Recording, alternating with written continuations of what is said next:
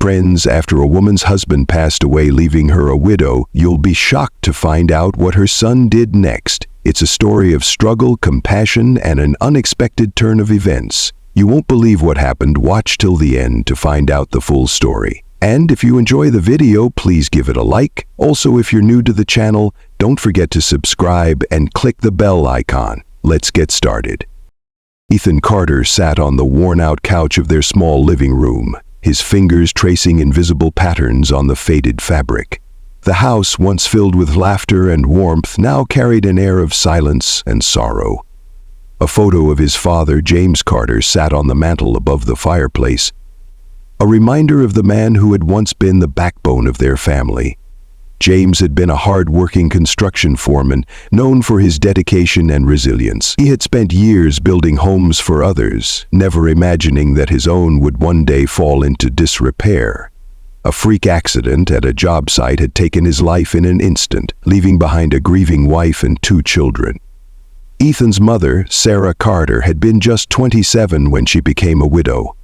The weight of loss settled heavily on her shoulders, but she had little time to grieve. The bills continued to pile up, and the savings James had left behind barely covered a few months' worth of expenses.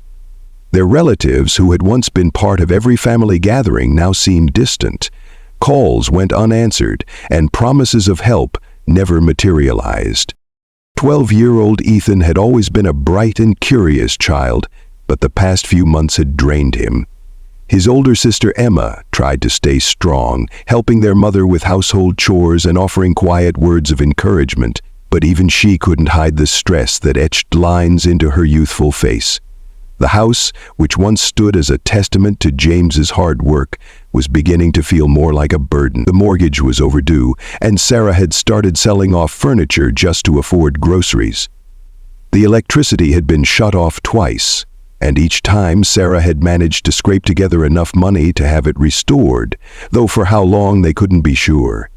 That evening, as Ethan sat watching his mother pace back and forth, he could sense the worry emanating from her hands, her fingers tightening around the paper as she debated whether to open it.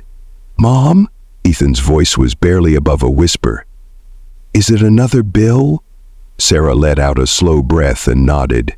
"Yes, sweetheart, the final notice for the rent." Ethan felt a lump form in his throat. He didn't know much about finances, but he understood that final notice meant they were running out of time. His stomach clenched, not just from fear, but from hunger. They had barely eaten that day, rationing the last of their food to make it stretch until Sarah's next paycheck from the cleaning jobs she had recently taken. Emma walked in from the tiny kitchen, her arms crossed. "Maybe I can get another job. I can work weekends too." Sarah turned to her daughter, her expression softening. "No, Emma, your job is school. Both of you need to focus on your education. I'll figure something out." Ethan wanted to believe her, but he saw the exhaustion in her eyes, the dark circles, the way her clothes fit looser than before. Signs that she was giving up more than just sleep to keep them afloat. That night, as he lay in bed, Ethan's stomach growled loudly. He pulled the blanket tighter around himself, trying to ignore the gnawing emptiness.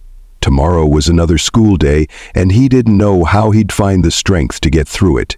But he had to, for his mother, for Emma, for his father, whose memory still lingered in every corner of their home. He just didn't know how much longer they could hold on. The morning sun crept through the thin curtains, casting a dim light over the small apartment. Sarah Carter had already been awake for hours, her mind restless with worry. She sat at the kitchen table, sipping a cup of instant coffee, the only thing she could afford to drink in the mornings. Her body ached from the long hours she spent scrubbing floors and dusting furniture in the homes of people who never truly saw her. She glanced at the time, 5:45 a.m. In less than an hour, she would have to leave for her first job of the day. Before that, she needed to make sure Ethan and Emma were ready for school. She sighed and rose from her chair, walking over to their bedroom. Gently, she shook Ethan's shoulder. "Wake up, sweetheart. Time for school." Ethan stirred, blinking groggily. "Already?" His voice was laced with exhaustion, but he sat up nonetheless. "Yes, baby. Come on, get dressed." Sarah ran her fingers through his tousled hair before turning to Emma, who was already stretching. "You too, honey. Breakfast is almost ready." Breakfast was a loose term for what she could provide.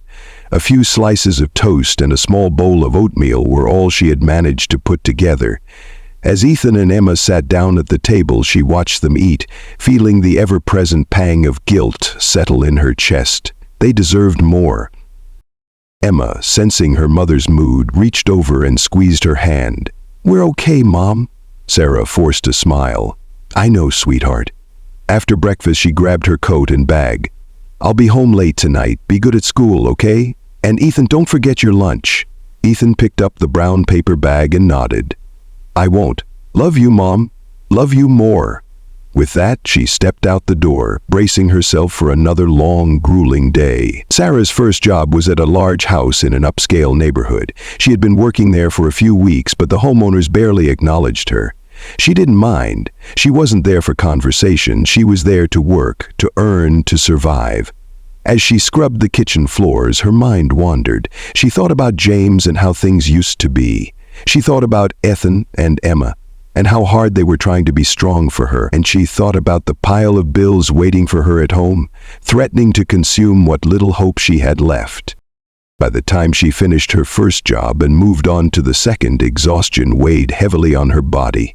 Her back ached, her hands were raw, but she had no choice. She couldn't stop. Stopping meant failing her children, and that was not an option. By the time she returned home that night, it was well past midnight. She quietly slipped into the apartment, careful not to wake the kids. As she stepped into the kitchen, she noticed a small note on the counter. "Mom, we saved you some dinner. Love, Ethan and Emma." Sarah felt tears sting her eyes. Even in their struggle, her children were still thinking of her. She sat down, taking a bite of the cold food, and let herself cry quietly into the night. Tomorrow she would do it all over again. The next day in class, Ethan's stomach growled loudly in the quiet classroom. He clenched his jaw, hoping no one had heard it, but a few students glanced in his direction. He shifted uncomfortably in his chair, his cheeks burning with embarrassment. The truth was, he hadn't eaten since the night before, and even then it had been little more than a slice of toast and a small glass of water. As the teacher droned on about fractions, Ethan struggled to focus. His vision blurred, and the words on the board seemed to dance before his eyes. His head felt heavy, his limbs weak. He swallowed hard and tried to push through the dizziness, but it was no use. His body was betraying him. A sudden wave of nausea hit him, and his hands started to tremble. He gripped the edge of his desk, willing himself to stay upright, but the room was spinning. God, please let me make it until lunch. But lunchtime was still hours away. Then blinked rapidly, trying to stay conscious. He forced himself to listen to the teacher, to anchor himself with the sound of her voice, but the words made no sense. The numbers on the board blurred into meaningless shapes. A sharp pain stabbed at his stomach, like a knife twisting deep inside. He clenched his fists and bit down on his lip to keep from groaning. The classroom felt colder than usual, or maybe it was just him. He hugged himself, trying to fight off the shivers that crawled up his spine. The hunger wasn't just an ache anymore. It was consuming him, making his limbs feel heavy, his thoughts sluggish. Emma had noticed, of course. She always did. She had tried to share her lunch with him that morning before they left for school, but Ethan had refused. "You need it more than I do," he had said, forcing a smile. He regretted it now. His head was pounding, and every movement felt like wading through water.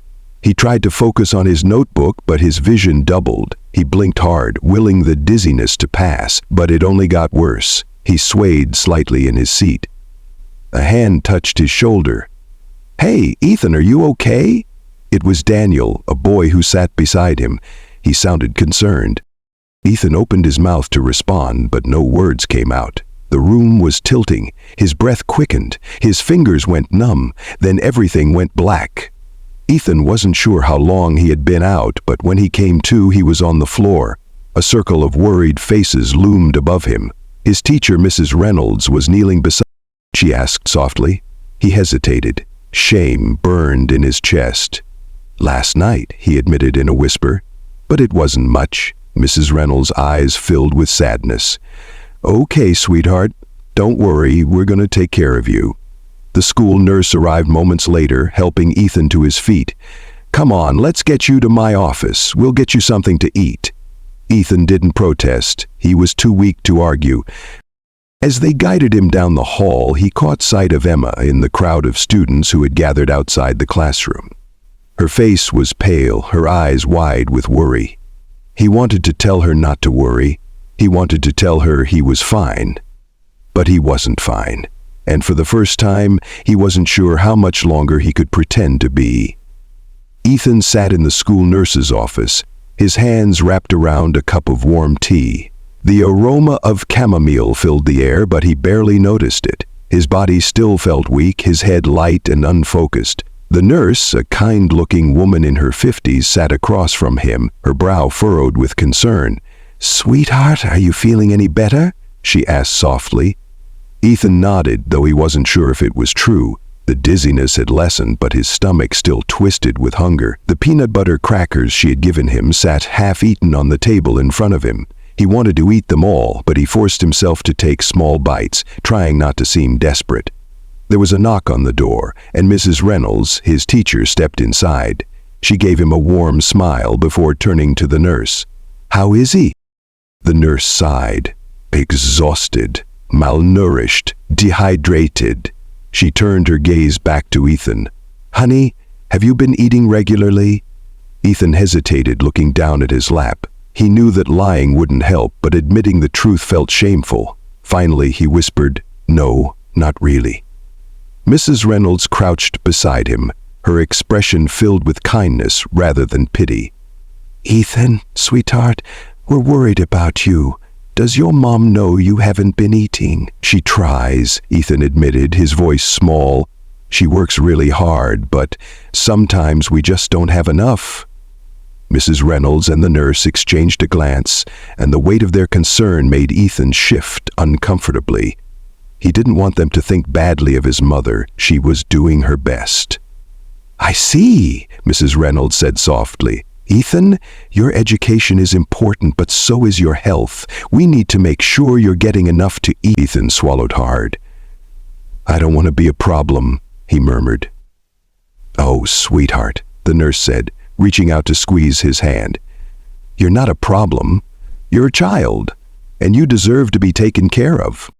There was another knock at the door, and this time Mr. Blake, the school's history teacher, walked in. He was tall and broad-shouldered, with kind eyes behind his glasses. "I heard what happened," he said gently, stepping closer. "Ethan, I want to help." Ethan frowned slightly, unsure what to say. Mr. Blake crouched to meet Ethan's eye level. "Listen, I know what it's like to go through tough times. When I was your age, my mom struggled too. There were days when we didn't know where our next meal would come from." Ethan blinked, surprised. Teachers weren't supposed to struggle like that. Mr. Blake continued, "But I had people who helped me, and now I want to do the same for you." He reached into his pocket and pulled out a folded piece of paper, placing it on the table. "This is a meal voucher for the school cafeteria. It means you can get breakfast and lunch here every day for free." Ethan stared at the paper, his throat tightening. I don't know if my mom would..." "It's already taken care of," Mr. Blake assured him. "This is just between us and the school. Your mom doesn't have to worry about anything. You just focus on eating and staying strong." Tears burned at the back of Ethan's eyes. He wanted to refuse, to say he didn't need charity, but he was so hungry, and this wasn't just about him. His mother was doing everything she could. Maybe, just this once, he could accept help. He nodded slowly. "Thank you," Mr. Blake smiled warmly. "That's what teachers are here for, Ethan." And for the first time in a long while, Ethan felt a small flicker of hope. Ethan sat in Mr. Blake's office, his body still weak from the morning's collapse. The warmth of the tea he had sipped earlier had done little to ease the hollow ache in his stomach. He felt embarrassed, ashamed that his hunger had been put on display for the entire class to witness. He kept his eyes on the desk in front of him, unable to meet Mr. Blake's gaze. The sound of a knock at the door made Ethan flinch slightly. The school's janitor, Mr. Harris, entered carrying a small brown paper bag and a bottle of juice. "Here you go, Mr. Blake. Got it fresh from the cafeteria." Mr. Blake stood and took the bag with a grateful nod. "Thank you, Harris. I appreciate it." The janitor gave Ethan a kind smile before stepping out, closing the door behind him. Mr. Blake set the bag in front of Ethan and slid the juice toward him. "Go ahead. Eat." Ethan hesitated. He wasn't used to accepting charity, and even though his hunger clawed at him, something inside him resisted. "I'm okay, sir." Mr. Blake sat back in his chair and studied him for a moment. "Ethan, I know what it feels like to be hungry and try to hide it. I've been where you are." Ethan's eyes flickered up to meet his teacher's. "You have?" Mr. Blake nodded. "When I was a kid, my mom worked 2 jobs just to keep a roof over our heads. There were times when we had to choose between paying rent and buying groceries. It's not an easy thing to go through, but it's not something you have to go through alone." Ethan swallowed hard, his fingers slowly reaching for the bag. He opened it, and the smell of warm food filled his senses. A turkey sandwich, an apple, and a granola bar. His hands trembled slightly as he picked up the sandwich and took a small bite. The taste was overwhelming, not just because of the food itself, but because of what it represented. Kindness, care, a lifeline he hadn't expected. As he ate, Mr. Blake spoke again. "You know, Ethan, strength isn't just about pushing through tough times alone. Sometimes it's about knowing when to accept help." Ethan nodded, chewing slowly. He had spent so long trying to carry the weight of his family's struggles on his small shoulders that he had forgotten what it felt like to have someone share the burden. By the time he finished eating, his body felt lighter, his mind clearer. He hadn't realized just how much the hunger had affected him until it was momentarily gone. He set the empty juice bottle down and looked at Mr. Blake. "Thank you, sir, for everything." Mr. Blake smiled. "You don't have to thank me, Ethan. Just promise me you'll take care of yourself. You're a bright kid, and I want to see you succeed." Ethan nodded again, this time with more determination. He didn't know how yet, but he was going to find a way to repay this kindness one day. Ethan walked home that afternoon with a strange mix of emotions swirling in his chest. The weight of hunger no longer gnawed at him, but something else had settled in its place. Gratitude, mixed with a quiet determination. Mr. Blake's kindness had planted a seed in him, one that whispered that maybe, just maybe, things could get better. But gratitude wasn't enough. Ethan had made a silent promise to himself as he sat in Mr. Blake's office. One day, he would repay the kindness shown to him. He wasn't sure how or when, but he knew he couldn't let it go unanswered. As he stepped into their small apartment, the scent of cleaning chemicals lingered in the air, a reminder that his mother had already come home from one job and left for another. Emma was sitting at the kitchen table, textbooks spread out in front of her, a determined crease on her brow. She looked up as Ethan entered. "You okay?" she asked, studying him carefully. Ethan nodded and set his backpack down. "Yeah, just tired." Emma's eyes lingered on him for a moment longer before she sighed and leaned back in her chair. "I heard what happened at school. You passed out, Ethan." "I know." He rubbed the back of his neck. "It won't happen again." Emma crossed her arms. "How do you know that?" Ethan hesitated before pulling the meal voucher from his pocket and sliding it across the table. Emma picked it up and read it, her eyes widening. "Mr. Blake gave it to me," Ethan explained. "I can eat breakfast and lunch at school now. We don't have to worry about that." Emma exhaled, relief flashing across her face. That's amazing." Then, softer, she added, "Mom's going to be happy." Ethan sat down across from her, fiddling with the edge of a notebook. "I don't want to tell her yet." Emma frowned. "Why not?" "Because she already carries so much," Ethan murmured. "I don't want her to feel like she failed." Emma was quiet for a moment before nodding.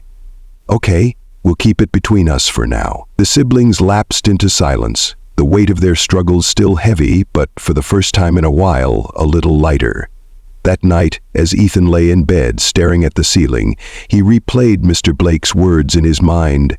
Strength isn't just about pushing through tough times alone. Sometimes it's about knowing when to accept help. He had accepted it. Now, he had to make sure it wasn't in vain. He would work harder, study more, and make something of himself.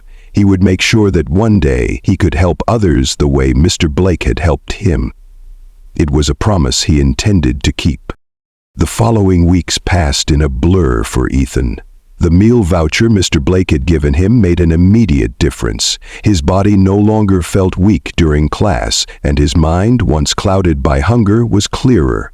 For the first time in a long while, he could focus on his schoolwork without worrying about whether he would faint from exhaustion. Still, he didn't take any of it for granted. Every morning when he received his breakfast at school, he ate slowly, savoring every bite. Lunchtime became something he looked forward to, though a part of him always felt a twinge of guilt, knowing his mother and sister still struggled. Mr. Blake, noticing the shift in Ethan's energy and focus, pulled him aside after class one day. "You're looking better," he said, giving Ethan a small smile. Ethan nodded. "I feel better." Mr. Blake studied him for a moment before continuing. "Ethan, I want to do more to help you and your family. I know your mom is working multiple jobs just to get by." Ethan's stomach clenched. He didn't like the idea of taking more than he already had, but Mr. Blake wasn't offering out of pity. He truly cared. I don't want to be a burden," Ethan admitted. "You're not," Mr. Blake said firmly. "This isn't charity, Ethan. It's support, just like my teachers helped me when I was your age." Ethan hesitated but eventually nodded. He knew deep down that they needed the help. That Friday, when Ethan arrived home, he was stunned to find a box of groceries sitting outside their apartment door. Fresh fruits, vegetables, rice, pasta, and canned goods. There was even a small envelope tucked between the bags. He picked it up, his heart pounding as he read the small note inside. "For you and your family, focus on your education and let us worry about the rest." There was no signature, but Ethan knew exactly who it was from. That night, when his mother came home and saw the groceries, she was speechless. Tears welled in her eyes as she turned to Ethan and Emma. "Where did all of this come from?" she asked, her voice trembling. Ethan exchanged a glance with Emma before answering. "Someone who cares." Sarah covered her mouth, shaking her head in disbelief. "I don't know how to thank them." "You don't have to," Ethan said softly. "Just let them help." For the first time in months, the weight on their shoulders felt a little lighter, and Ethan knew this was just the beginning. Ethan woke up before the sun, staring at the ceiling of his small bedroom. The hum of the refrigerator from the kitchen was the only sound filling the quiet apartment. For the first time in months, he felt something other than worry or exhaustion. He felt a spark of hope. The grocery box that Mr. Blake had left outside their door had provided more than just food. It had given Ethan a sense of security, however temporary it may have been. For once, he wouldn't have to go to bed with an empty stomach, nor would he have to pretend he wasn't hungry just so his mother and sister could eat more. But as grateful as he was, he knew this couldn't be permanent. Mr. Blake had helped, but Ethan didn't want to rely on charity forever. His mother worked herself to the bone for them, and now someone outside their family had stepped up. It was time for him to do his part. With a new resolve, Ethan pushed off his blanket and got out of bed, moving as quietly as possible so he wouldn't wake Emma. He tiptoed into the kitchen and opened the fridge, scanning the neatly stacked groceries. Eggs, milk, bread. Things that had once been luxuries now sat within reach. He carefully took out a few items and started making breakfast. By the time his mother emerged from her bedroom, rubbing her eyes from another sleepless night, the smell of scrambled eggs filled the air. She stopped in her tracks, blinking at the sight of Ethan standing over the stove. "Morning, Mom," Ethan said, offering her a small smile. "Breakfast is almost ready." Sarah's lips parted slightly in shock, her tired eyes glistening. "Ethan, you didn't have to." "I wanted to," he interrupted gently. "You do enough already." She moved forward, cupping his face with her calloused hands. "You're such a good boy," she whispered. "Your father would be proud." Ethan swallowed the lump in his throat. He didn't want praise. He wanted action. He wanted to take control of his future. As they ate together, something they hadn't done in a long time, Ethan made a silent promise to himself. No matter how hard things got, he wouldn't stop pushing forward. Later that day, as Ethan sat in Mr. Blake's classroom, he focused in a way he never had before. His stomach wasn't twisting with hunger, his head wasn't foggy with exhaustion. He could actually think. Mr. Blake had started his history lesson, but he occasionally glanced toward Ethan, likely assessing whether he was okay. Ethan met his gaze and nodded slightly, an unspoken thank you passing between them. When the lunch bell rang, Ethan stayed behind as the other students shuffled out. Mr. Blake leaned against his desk and raised an eyebrow. "Something on your mind?" Ethan took a deep breath. "I want to do better," he said. "Not just survive school, but actually do well. I need to figure out a way to help my mom and Emma. I need to make sure we don't have to rely on anyone else forever." Mr. Blake nodded slowly. "That's a big goal, Ethan." "I know." Ethan straightened his shoulders. "But I'm ready." Mr. Blake studied him for a moment before walking over to his desk and pulling out a book. He handed it to Ethan. "This is a book on study techniques. If you're serious about improving, you'll need to develop habits that will help you long term." Ethan took the book, running his fingers over the cover. It was something so small, yet it felt like a key to a new world. "Also," Mr. Blake continued, "there's a tutoring program after school. If you want, I can help you sign up. It'll give you extra help with subjects you might struggle with." Ethan's chest tightened with emotion. Another opportunity, another step forward.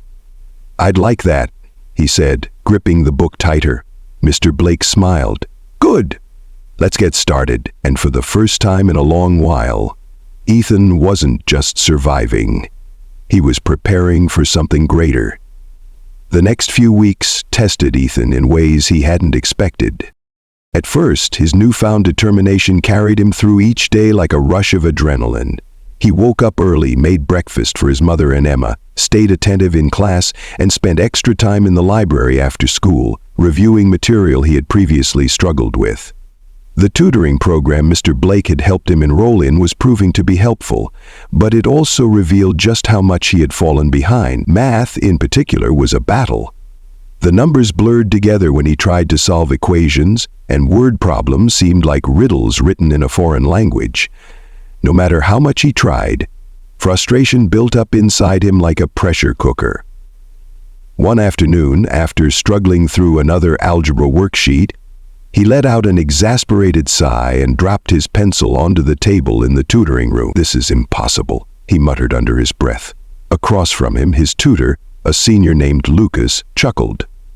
"It's only impossible if you don't practice, man." Ethan rubbed his temples. "I've been practicing, it's not sticking." Lucas leaned back in his chair. "You ever play basketball?" Ethan frowned at the sudden change of topic. "A little. Why?" "When you first start, can you make every shot?" "No." "But do you give up after missing a few?" Ethan sighed. "No." Lucas smirked. "Same thing here. Math is just repetition. Keep at it and eventually it'll click." Ethan knew Lucas was right, but knowing and believing were two different things. That night, as he sat at the small kitchen table with his textbooks spread out, he clenched his jaw in frustration. His mother had just gotten home from work, looking exhausted as she quietly sorted through the bills on the counter. Ethan knew she was hoping for a miracle, something to make everything easier, but he also knew that miracles didn't come for people like them. The only way out was through. He took a deep breath, picked up his pencil, and started again. As Ethan poured himself into his studies, another challenge arose: his classmates. Word had spread about him passing out in class. While most students didn't care, a handful of them had started treating him differently. Some whispered when he walked by, while others made offhanded comments about charity cases. One afternoon, as he was putting his books into his locker, A boy named Ryan leaned against the metal door beside him. "Hey, Carter," Ryan drawled. "How's it feel to be the teacher's favorite?" Ethan tensed but didn't respond. He had learned that ignoring comments like these was the best course of action. Ryan, however, wasn't done. "Bet you love all the free stuff, huh? Free lunch, free groceries. Must be nice." Ethan clenched his jaw. Another boy, Jason, smirked. "Maybe we should start skipping lunch too, then we'd get special treatment." Ethan turned to face them, his fists tightening at his sides. He knew fighting would only make things worse, but the anger boiling inside him made it hard to stay silent. Before he could say anything, a voice cut through the tension. "That's enough." Ethan turned to see Emma standing a few feet away, her arms crossed. Ryan rolled his eyes.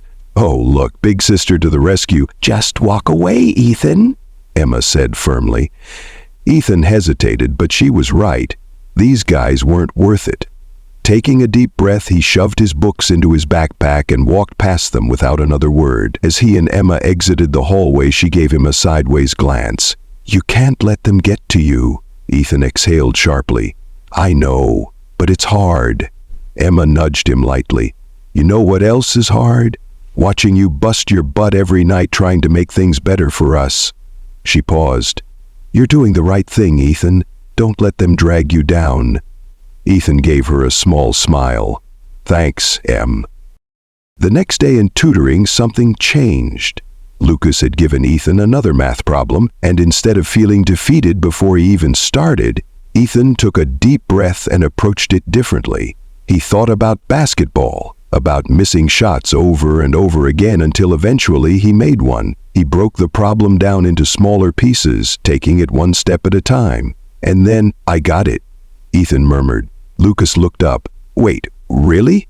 Ethan turned the paper toward him. "Yeah, I think I actually got it." Lucas checked his work, then grinned. "Dude, you nailed it." Ethan blinked in disbelief.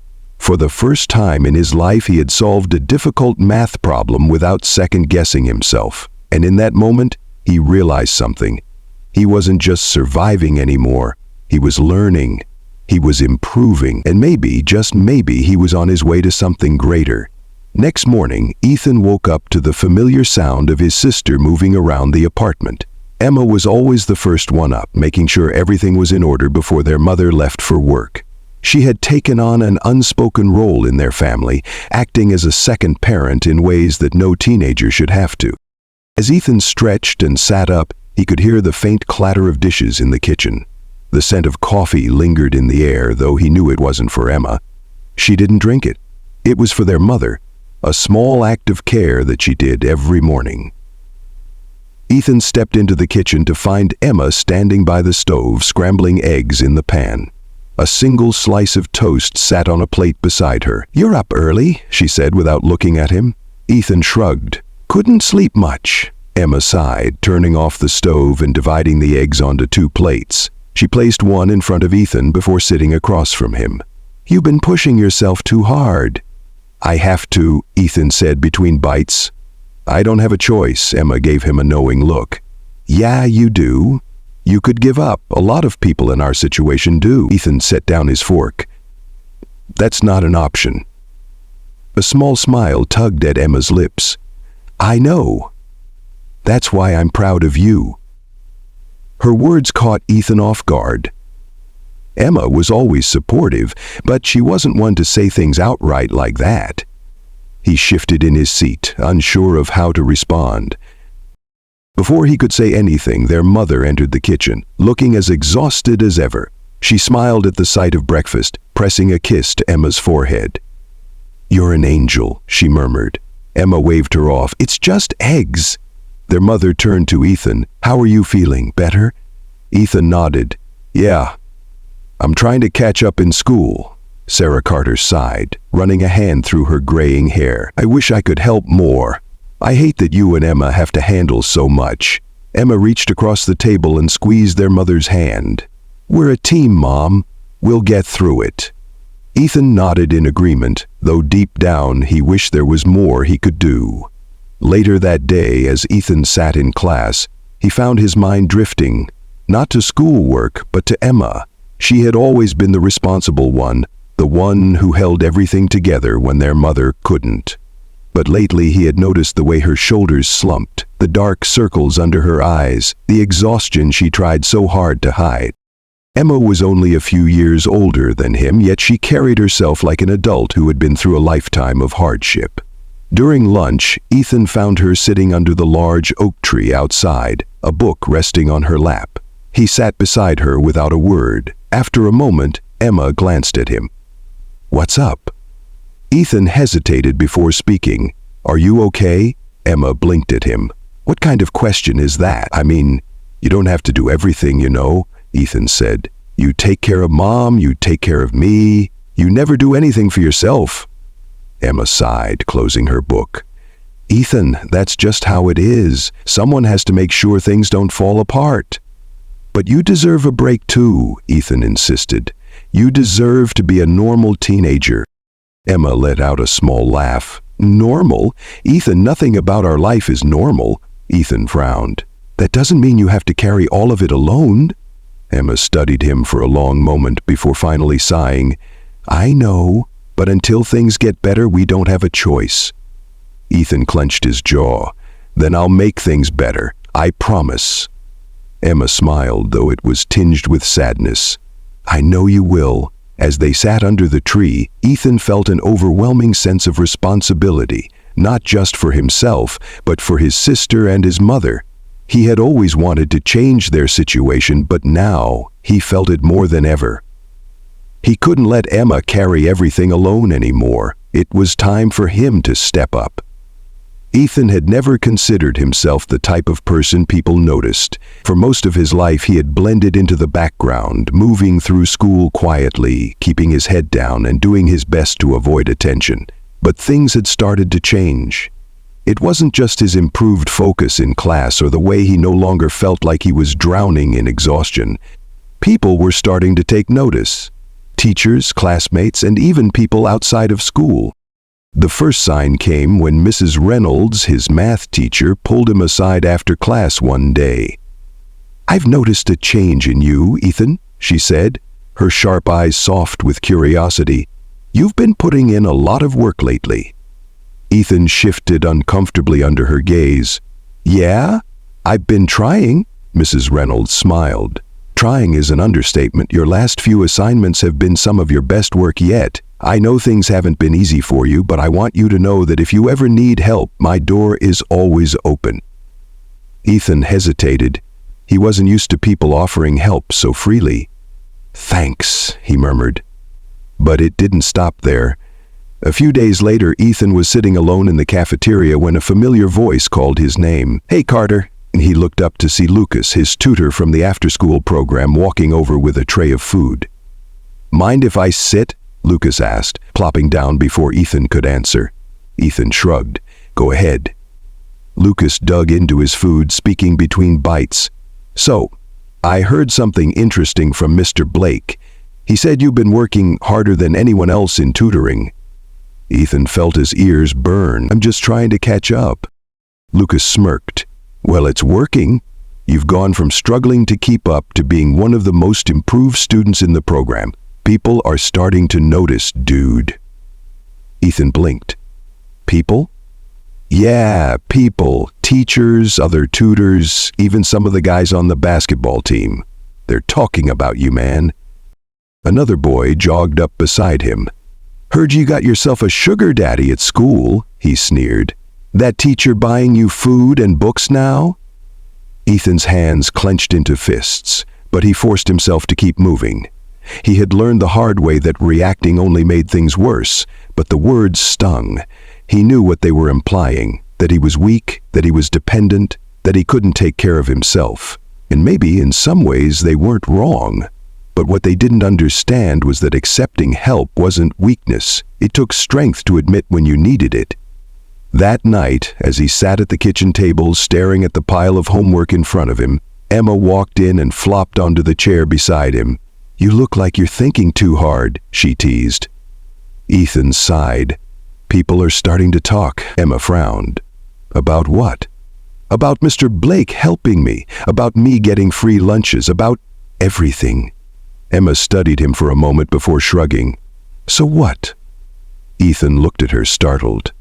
Ethan, she said, leaning forward, who cares what they think? You're doing something for yourself. You're actually trying to change things. If people want to talk, let them. Ethan let out a slow breath. He wanted to believe her, and maybe he would, because for the first time in his life, he wasn't just someone to be ignored. He was someone to be noticed. The biting cold of late autumn settled over the city, sending icy winds whipping through the streets as Ethan made his way home from school. He pulled his thin jacket tighter around himself, shivering as he walked past the rows of apartments in his neighborhood. Most of the buildings were old, their paint chipping and windows drafty. As he neared his own complex, he noticed something unusual. A large box sat at the doorstep of their apartment, carefully sealed and covered with a plastic sheet to protect it from the elements. He paused, staring at it. The sight of an unexpected package filled him with a strange mixture of hope and suspicion. Setting his backpack down, he crouched beside the box and lifted the plastic sheet. Taped to the top was a small white envelope with his name on it. His heart pounded as he tore it open and unfolded the note inside. For you and your family, so you don't have to worry. Keep working hard. There are people who believe in you. No signature, no indication of who had left it. But Ethan already had an idea. His hands trembled as he lifted the flaps of the box. Inside he found neatly packed groceries, cans of soup, boxes of pasta, fresh vegetables, bags of rice, and even some frozen meat. At the very bottom there was a smaller bag filled with toiletries, soap, toothpaste, and even a few sets of warm socks. Ethan swallowed hard. Mr. Blake. It had to be him. He blinked rapidly, forcing himself to take a deep breath before picking up the box. It was heavier than he expected, but he carried it inside, his legs burning as he climbed the stairs to their small apartment. When he pushed the door open, Emma was at the kitchen table, flipping through the pages of her worn-out biology textbook. She looked up as he stumbled in. "What? What is that?" she asked, her eyes widening.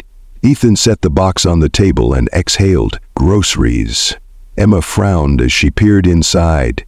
Where did this come from? Ethan hesitated before handing her the note. She scanned the words quickly, her fingers gripping the paper tightly. This was Mr. Blake, wasn't it? I think so, Ethan said quietly. Emma let out a shaky breath, then glanced toward the door. Their mother wouldn't be home for another few hours, but they both knew what her reaction would be. Sarah Carter had always been proud. We can't tell Mom, Emma said suddenly.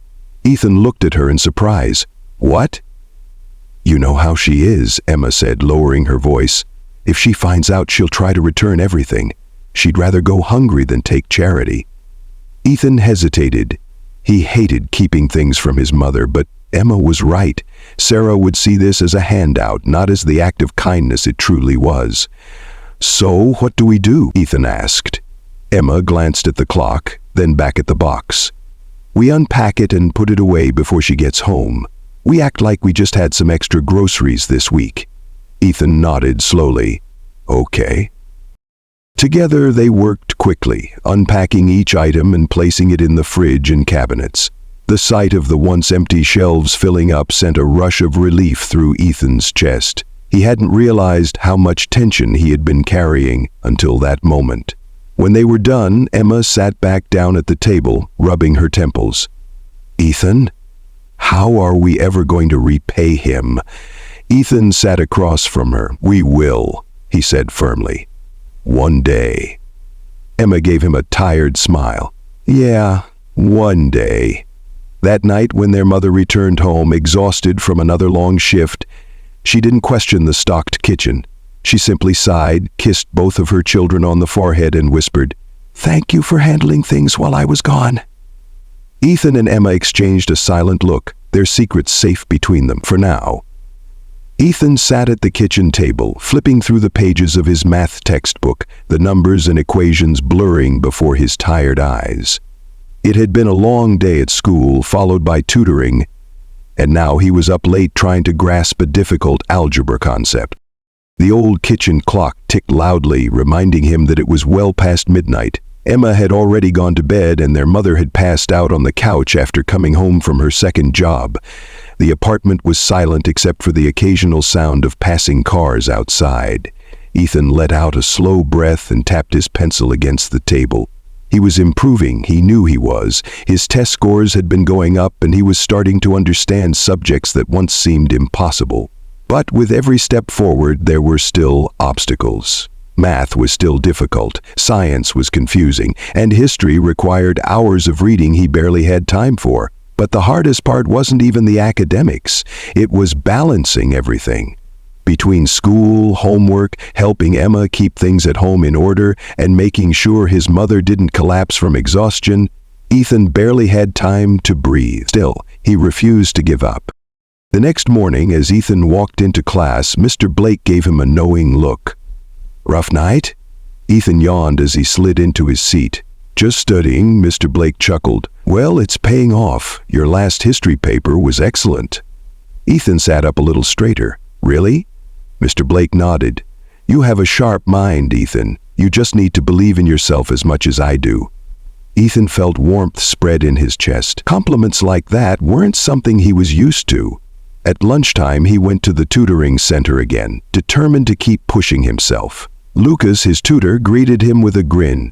"Back again? You really don't take breaks, do you?" Ethan smirked.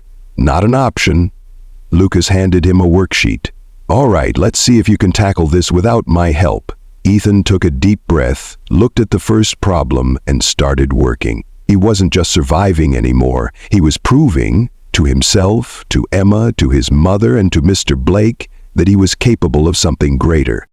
Ethan sat at his desk, staring at the stack of papers in front of him. His latest test results, homework assignments, and notes from tutoring all blended together in a chaotic mess. The numbers and words on the pages felt like they were closing in on him, suffocating him under the weight of everything he had taken on.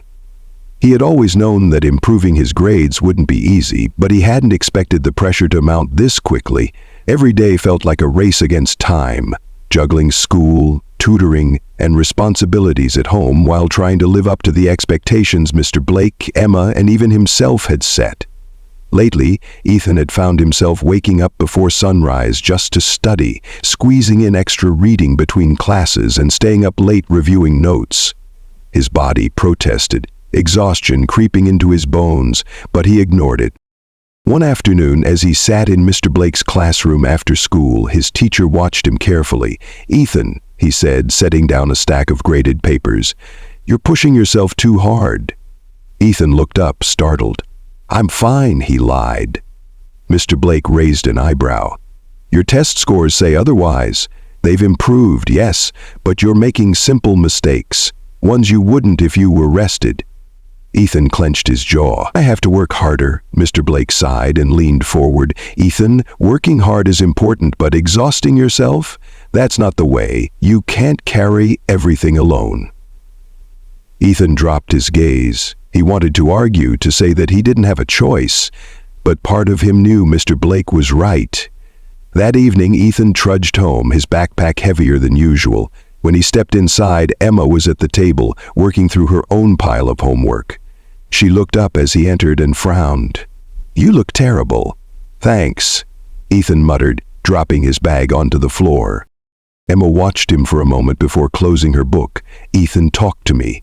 He shook his head. "I can't. I need to study." Emma stood and crossed her arms. "You need to breathe. You can't keep running yourself into the ground like this." Ethan snapped. "I don't have a choice, Emma. If I fail, we stay stuck. If I mess this up, we don't get out of this situation." Emma's face softened, his vision blurred with unshed tears, and for the first time in a long time he let himself feel the exhaustion, the frustration, the overwhelming pressure of trying to be everything at once. Emma pulled him into a hug, whispering, "You're not alone in this." And for the first time in weeks, Ethan let himself believe her. Ethan sat at the kitchen table, his textbooks sprawled open before him, but the words on the pages didn't make sense anymore.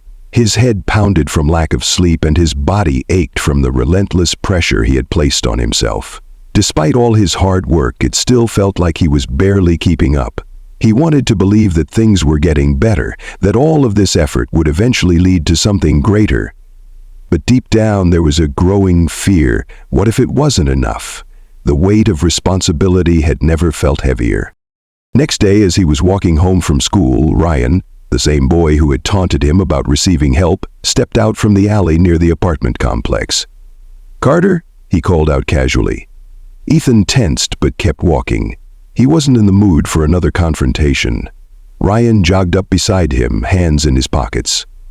"Relax, I'm not here to mess with you," he said. "Actually, I have a proposition." Ethan shot him a wary glance. "Not interested," Ryan smirked. "You don't even know what it is yet." Ethan sighed. "Fine, what?" Ryan leaned in slightly. "I know things are tight for you, man." "You're always tired, always worried, I get it." He paused. "I got a way you can make some real money, fast." Ethan's gut twisted. He already knew where this was going. Ryan continued. "It's easy, just a few deliveries here and there, no questions asked.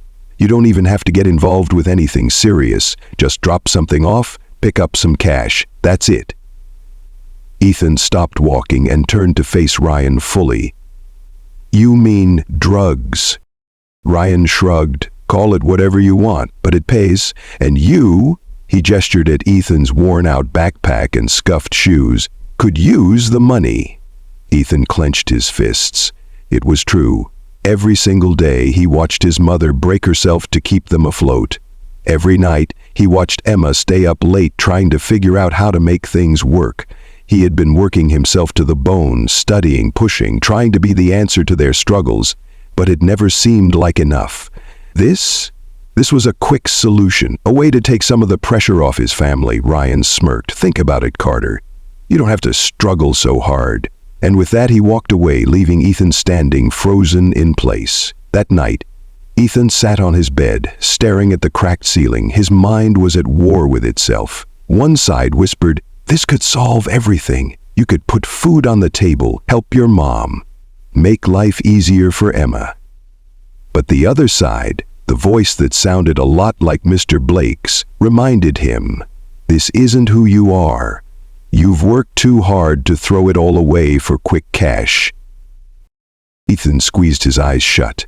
It wasn't fair. Why did the wrong choices always seem like the easiest way out? He took a deep breath, gripping the blanket beneath his fingers. No. He had promised himself that he would build a future the right way, that he would find a way out, not just for himself, but for his family. And he wouldn't do it by destroying everything he had fought for. The next morning, Ethan found Ryan outside school, leaning against the fence. "I'm out," Ethan said firmly before Ryan could even speak. Ryan raised an eyebrow. "You sure? It's easy money, man." "I'm sure," Ethan said, his voice steady. Ryan studied him for a moment before smirking. "Suit yourself, but don't come crying when you're still broke in a year." Ethan didn't respond. He just walked past Ryan, feeling something new settle inside him. Strength. He had made his choice, and no matter how hard things got, he wouldn't look back. The days following Ethan's decision to reject Ryan's offer were filled with an odd mixture of relief and unease. He knew he had made the right choice, but that didn't make life any easier. The struggles his family faced were still very real, and every time he saw his mother working herself to exhaustion or Emma skipping meals to make sure there was enough for him, doubt crept in. Had he been foolish to turn down fast money? The thought gnawed at him, especially on nights when the fridge was nearly empty and his mother came home looking more broken than before. But he reminded himself that the right path was never the easiest one. Ethan had hoped that rejecting Ryan's offer would be the end of it. He was wrong. One afternoon, as he left the tutoring center, he noticed Ryan and a few of his friends leaning against the brick wall near the school entrance. Ethan kept his head down, hoping to walk past without incident, but Ryan stepped forward, blocking his path. "Carter," he drawled, his usual smirk replaced with something colder. "Been avoiding me?" Ethan met his gaze steadily. "I told you I'm not interested." Ryan nodded slowly, tapping his fingers against his palm. Yeah, you did. But see, the problem is, I don't like being told no. Ethan clenched his jaw, bracing himself for whatever was coming next. Ryan took a step closer, lowering his voice. You think you're better than the rest of us, just because some teacher throws you a couple of freebies?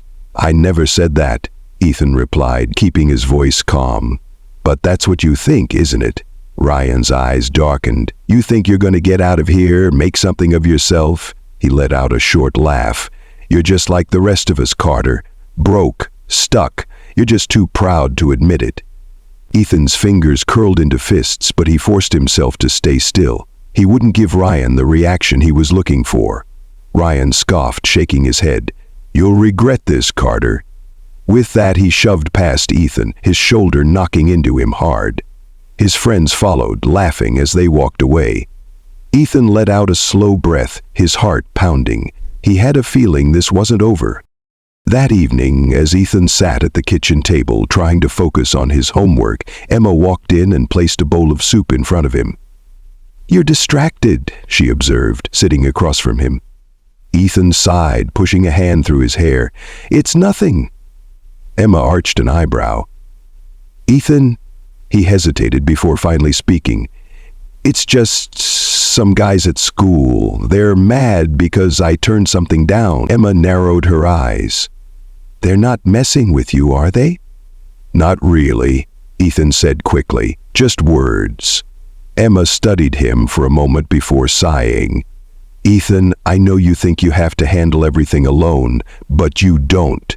If something's wrong, you have to tell me. Ethan looked at her, seeing the concern in her eyes. She was right. He wasn't alone. For the first time in a long while, he let out a small smile. Thanks, Em. She rolled her eyes but smiled back. Just don't be stupid. Ethan chuckled. I'll try. The next day, Ethan stayed after class to help Mr. Blake organize some papers. Everything okay, Ethan? Mr. Blake asked as he stacked some folders. Ethan hesitated. He hadn't planned on bringing up Ryan, but something about Mr. Blake's steady presence made him feel like he could. There's this guy at school, Ethan admitted. He tried to get me to do something, and when I turned him down, he got mad. Mr. Blake looked up. Threats? Ethan shook his head. Not really, just trying to make me feel like I made the wrong choice. Mr. Blake nodded slowly.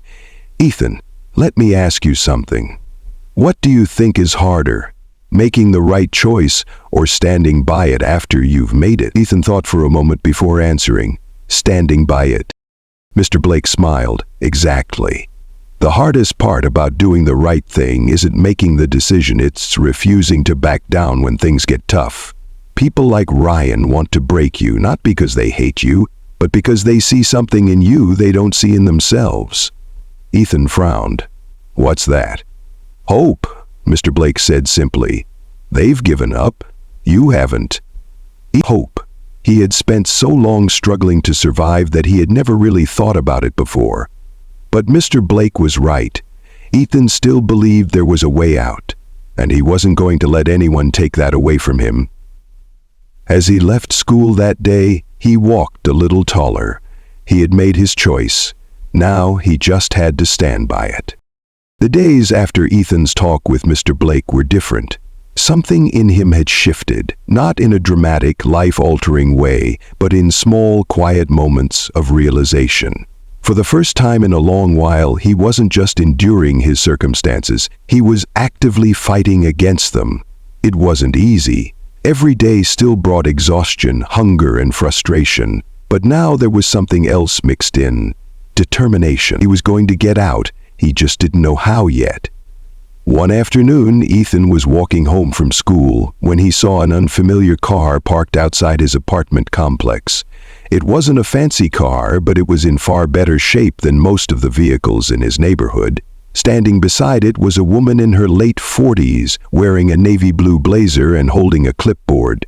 She glanced around as if looking for someone. Ethan tried to walk past without making eye contact, but she noticed him. "Excuse me," she called. Ethan stopped reluctantly. "Yeah?"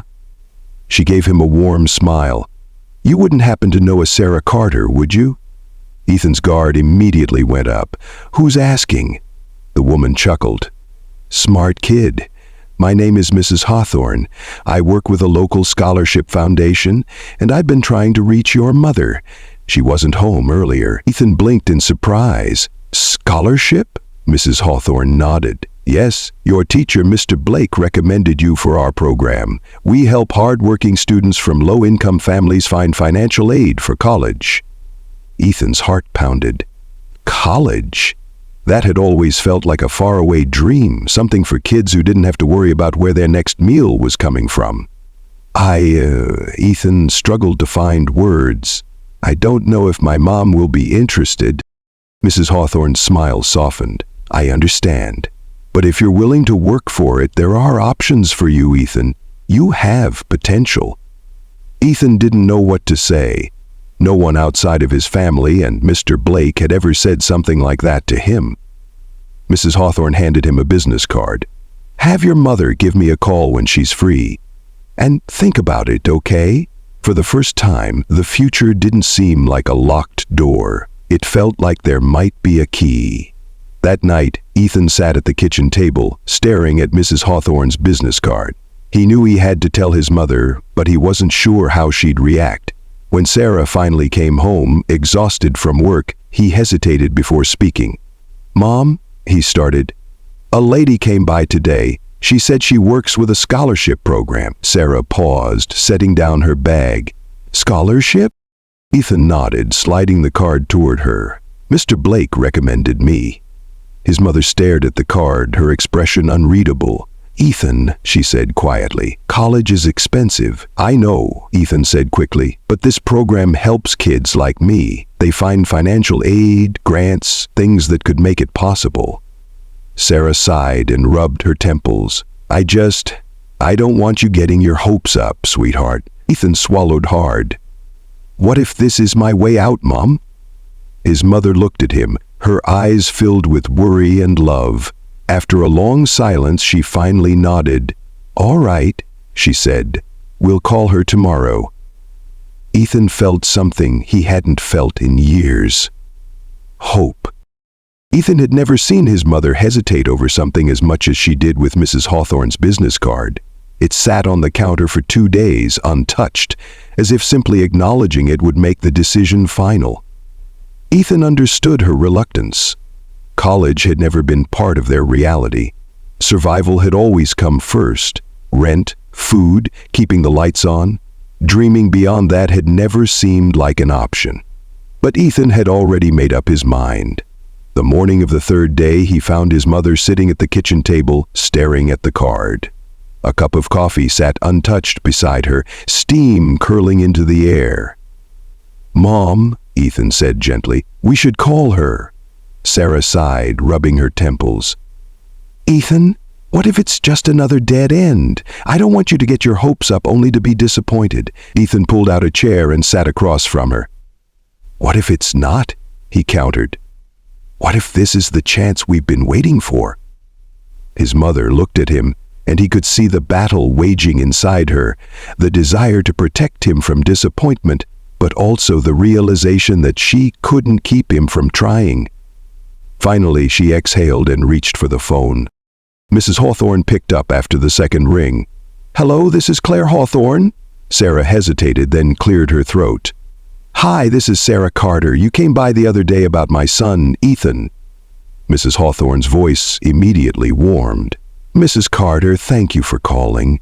I was hoping to speak with you and Ethan about some scholarship opportunities."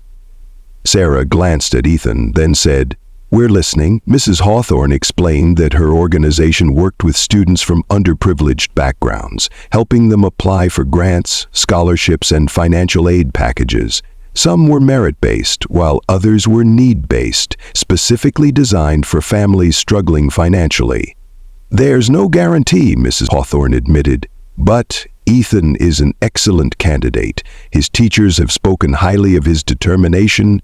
If he's willing to put in the effort, I believe we can find a way to make college possible for him." Ethan's heart pounded. His mother was silent for a long time. Then she whispered, "How much does this cost?" "Nothing," Mrs. Hawthorne assured her. "We don't charge families for assistance. We're here to help." Ethan saw his mother's shoulders relax slightly. "All right," she finally said. "What do we need to do?" That Saturday, Ethan and his mother met with Mrs. Hawthorne in person at a small office downtown. The building was nothing fancy, just a modest space filled with desks, shelves stacked with scholarship brochures, and a few computers for students to use. Mrs. Hawthorne greeted them with a warm smile. "I'm so glad you both came." Ethan shook her hand, feeling a mixture of excitement and nervousness. They sat down at a desk where Mrs. Hawthorne walked them through the process. There were forms to fill out, essays to write, recommendation letters to gather. "The key," Mrs. Hawthorne explained, "is to apply to as many scholarships as possible. Some will say yes, some will say no, but the more we try, the better Ethan's chances." Ethan nodded, determined. "I'll do whatever it takes," Mrs. Hawthorne smiled. "That's exactly the attitude you need." By the time they left the office, Ethan felt like he had taken the first real step towards something bigger than himself. The future, which had always felt like a distant, unreachable thing, was suddenly within his grasp. As they walked home, his mother slipped an arm around his shoulders. "I'm proud of you," she said softly. Ethan swallowed the lump in his throat. "We're going to figure this out, Mom." For the first time in a long time, she smiled. "I believe you." And for the first time in his life, Ethan truly believed it too. The sun had barely risen when Ethan sat at the kitchen table, a pencil tapping nervously against his notebook. The business card from Mrs. Hawthorne lay beside him, the crisp white edges contrasting sharply against the worn wooden surface. It had been 3 days since she visited, and the more he thought about it, the more restless he became. The idea of college had always felt impossible, a dream reserved for kids who didn't spend their nights wondering if they'd have dinner. But now, there was a sliver of hope, and Ethan didn't want to let it slip away. His mother shuffled into the kitchen, rubbing the exhaustion from her eyes. Her uniform, slightly wrinkled from yesterday's shift, still clung to her frame. Ethan knew she had barely slept, just like every other night. He took a deep breath. "Mom, we need to call her." Sarah stopped mid-step, her brows furrowing. "Mrs. Hawthorne, the lady from the scholarship program." His mother sighed and leaned against the counter, crossing her arms. "Ethan, we've been over this. College is expensive. Even if you get some money, it won't be enough to cover everything. What about housing, books, food? It's not that simple." Ethan clenched his fists. "I know it's not simple, Mom, but it's possible. If I don't at least try, then what's the point of everything I've been working for?" His mother hesitated, looking at him for a long moment. She wanted to believe in something better for him. Ethan could see that. But she had spent too many years beaten down by life to believe that good things happen to people like them. "Mom," he said softly, "I need to do this." Sarah exhaled, rubbing her temples. Finally, after a long pause, she nodded. "All right, we'll call her." Ethan let out a breath he hadn't realized he was holding. Mrs. Hawthorne answered on the second ring. "Ethan, I was hoping to hear from you." Ethan glanced at his mother before replying. "Yeah, we'd like to learn more." "That's great news," Mrs. Hawthorne said warmly. "Why don't we set up a meeting? I can walk you both through the process and answer any questions." They agreed to meet at her office that weekend. When Ethan hung up the phone, his mother still looked uncertain, but there was something else there too. Hope, buried beneath years of doubt. The office was small but welcoming, with motivational posters on the walls and stacks of brochures on scholarships, grants, and financial aid. Mrs. Hawthorne greeted them with a smile and led them to a table covered in paperwork. "The process can be overwhelming," she admitted, handing Ethan a thick folder. "But I'll be here every step of the way." As she went over the different opportunities available, Ethan's heart pounded. There were scholarships for students from low-income backgrounds, grants for academic excellence, even need-based programs that covered housing and meals. For the first time, college didn't seem like a far-off fantasy. It felt real. Mrs. Hawthorne placed a hand on the folder. "Ethan, you have potential, But this will take effort. Essays, applications, interviews. Are you ready for that? Ethan met her gaze, determination burning in his chest. Yes. His mother reached over and squeezed his hand. Then let's do this. For the first time in his life, Ethan felt like he was stepping toward something bigger than survival. He was stepping toward a future. Years later, Ethan stood in front of a packed auditorium. The bright lights shone down on him as he adjusted the microphone. He could see his mother in the front row, tears glistening in her eyes, and Emma beside her, beaming with pride. Mr. Blake was there too, his familiar, knowing smile never fading. Ethan took a deep breath and looked out at the sea of young faces before him. They reminded him of himself. Kids who had once thought the world had already decided their fate. I know what it's like to feel trapped, Ethan began, his voice steady. I know what it's like to wonder if you'll ever escape the cycle of struggle. But I'm here to tell you that you can, that people believe in you, even when you don't believe in yourself. He paused, scanning the audience. Years ago, someone gave me a chance. Someone saw potential in me when I couldn't see it in myself. And now, it's my turn to do the same for you. Ethan had done it. He had graduated with honors, secured a job in education, and started a foundation to help students like him. Students who needed just one person to believe in them. After his speech, as people came up to shake his hand and thank him, Ethan felt a familiar presence beside him. Mr. Blake placed a hand on his shoulder. Proud of you, Ethan. Ethan smiled, his chest swelling with gratitude. Couldn't have done it without you. Mr. Blake chuckled. That's where you're wrong. You did the work. I just helped you see what you were capable of. Ethan turned back to the crowd of students, young and eager, their futures unwritten. He saw himself in them, saw the endless possibilities ahead of them, and he knew this was just the beginning. Because kindness, when passed forward, never truly ends.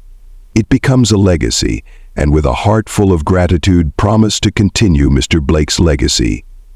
Of helping others, he knew that someday he too would pass on the kindness that had been shown to him, and in this way the cycle of kindness, love, and support would continue, and others would be given the chance to change their lives just as he had. You can share your own story, your own legacy, where you are watching from, and please also like, share, and subscribe to our channel. See you in the next episode of our stories.